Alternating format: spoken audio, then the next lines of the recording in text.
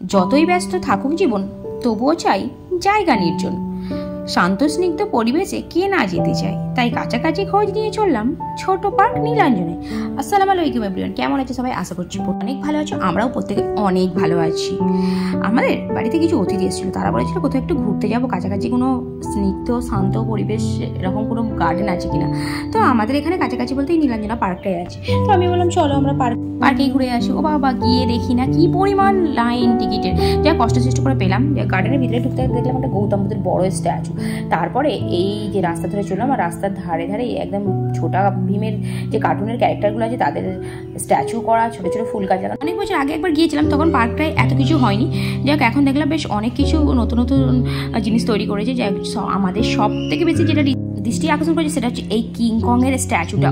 মনে হচ্ছে যেন আমাদের দিকেই তাকিয়ে আছে। তো এর কাছে দাঁড়িয়ে আমরা বেশ কিছু ছবি ক্লিক করলাম, কারণ আমাদের ওইখানটায় ওই স্ট্যাচুটা দেখে আমাদের সত্যি খুব ভালো লাগছিল। যাই হোক, এরপরে আমরা গার্ডেনের একদম ভিতরে প্রবেশ করলাম। রাস্তার ধারে ধারে সবুজের বাহার। আর হ্যাঁ, সেই ছিল জানুয়ারি, আর সেই সময় সবাই পিকনিক করতে এসেছিল। যাই হোক, আমরা দেখছিলাম সবাই খাওয়া দাওয়া স্টার্ট করে দিয়েছে সেই মুহূর্তে, মানে আমরা যে গিয়েছিলাম বাড়ি থেকে খাওয়া দাওয়া করে দুপুরবেলা। তো দেখলাম বিভিন্ন রকম পশুদের স্ট্যাচু করা হয়েছে, মানে এগুলো নতুন নতুন সব বানিয়েছে আর কি। এই যে উট, তারপরে হচ্ছে জিরাফ, আর তারপরে এই যে এখানে যেটা আছে ডাইনোসর, গাল হাঁ করে একবারে যেন গিলে ফেলবে। সত্যি বলতে এই স্ট্যাচু করা এবং এত এত ফুল গাছ লাগানোই পার্কের আকর্ষণ অনেক বাড়িয়ে দিয়েছে সত্যি। আর সেই সময় প্রচণ্ড ভিড় ছিল বলে আর বেশ ভালোও লাগছিল জায়গাটা। আর এই যে এইখানটায় বাচ্চাদের জন্য দোলনা স্লিপার করা আছে, যেখানে বাচ্চারা খুব হই করে দোলনা চড়ছে, কিন্তু এখানে বাচ্চাদের তুলনায় বড়রাই বেশি দোলনা চড়ছে আর স্লিপ করছে। অ্যাকচুয়ালি আমরাও ভাবছিলাম যে একটু দোলনায় দোলবো, কিন্তু প্লেসমেন্ট পেলাম না।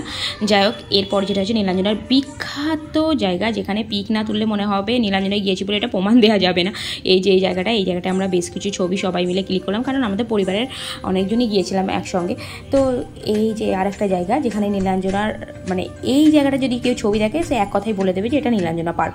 এইখানটায় সবাই প্রত্যেকে, মানে যে যায় আর কি, প্রত্যেকেই আগে ছবি ক্লিক করবে, ভিডিও করবে, তারপরে কোনো কথা।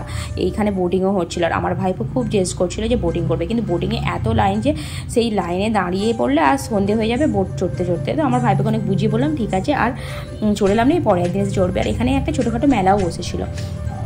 যাই হোক, এবার এইভাবে ঘুরতে পার্কটা চারিদিকে আমরা একটু ঘুরে বেরিয়ে দেখলাম কি নতুনত্ব আর করেছে। তো এদিকে দেখলাম ফুলের নার্সারি করা হয়েছে, মানে আগে এগুলো ছিল না। সত্যি বলতে এগুলো একদম নতুনই হয়েছে। আমি তো গিয়ে দেখলাম, তাই আমি প্রথম দেখলাম বলে আমার মনে হচ্ছে অনেক নতুনই হয়েছে, কারণ এর আগে আমি বলেইছি গিয়েছিলাম তখন এত কিছু ছিল না। তো যাক, এই নার্সারি জায়গায় এত সুন্দর ফুল সব ফুটে আছে, আর ফুলের তোড়া মানে বিক্রি করা হচ্ছে। তো এই জায়গায় একটা ভিডিও না ক্লিক হয়, আমি আমার ভাইকে বললাম একটু ভিডিও শ্যুট করে দেনা। যাই হোক, অনেক কষ্টে রেগে সে ভিডিও শ্যুট করেই দিল, কারণ তার বোটিং করা হয়নি। যাই হোক, আমি দেখছিলাম বেশ ভালো লাগছিল, মানে সত্যি বলতে অনেকদিন পর গিয়ে মনটা বেশ ভালো হয়ে গেল।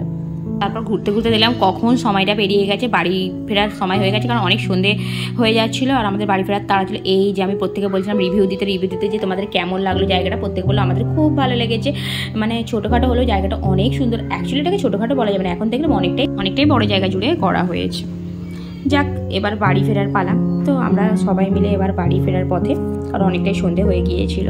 তো আজকের ভিডিওটা এই পর্যন্ত, দেখা হবে পরের ব্লগে। ভালো লাগলে অবশ্যই লাইক কমেন্ট শেয়ার করো। টাটা।